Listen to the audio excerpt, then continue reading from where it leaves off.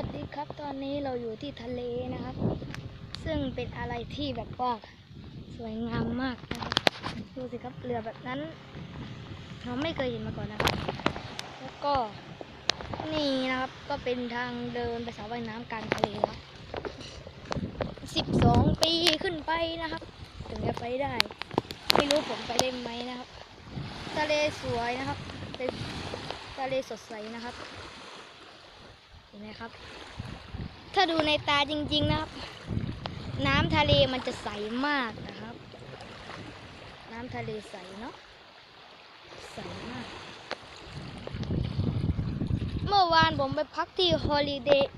Inn Resort นะครับอันนี้ผมมาพักที่อะไรแล้วโอ้โหผมไปพักที่ลาวิวาลินนะครับ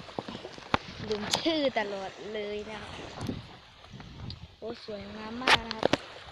โอเคสำหรับวันนี้ก็ลาไปก่อนนะครับบ๊ายบาย